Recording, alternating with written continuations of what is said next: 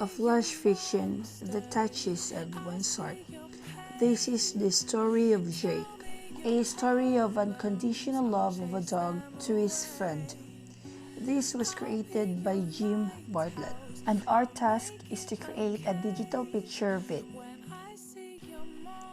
Jake's eyes snap open, and he quickly turns to the side.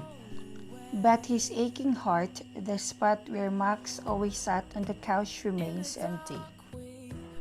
He takes in a long, deep breath, really more of a sigh, and he squeezes his eyes closed, hoping that by slipping into the darkness of a nap, he will temporarily mask his sorrow. For 15 years, they were inseparable, always side by side. They walk on the beach with the gentle waves calling the seagull cawing.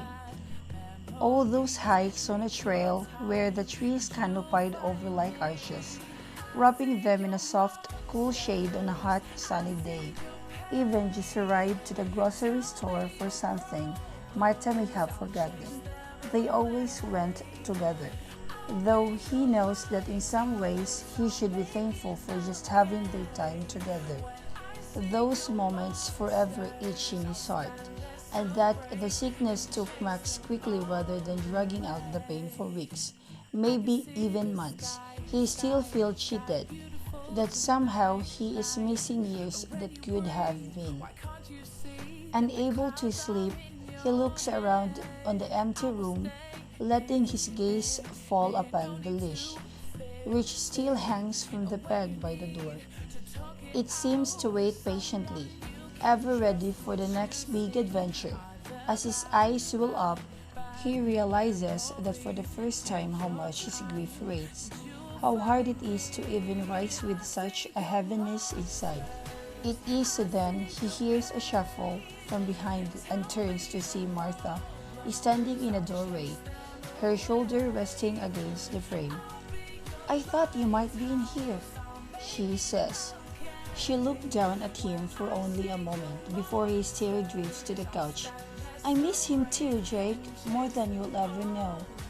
There's a faraway melancholy tones to her voice, but he knows that her heart, like his, has a hole too big to fill.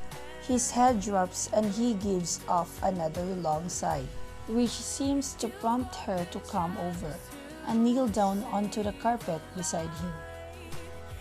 She slides a hand under his chin and lifts it up, then tucks back his long floppy ears, such that their teary eyes can meet. "I guess you do know, don't you, Jake?"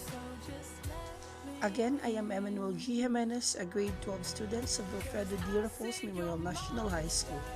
Hope you've learned something.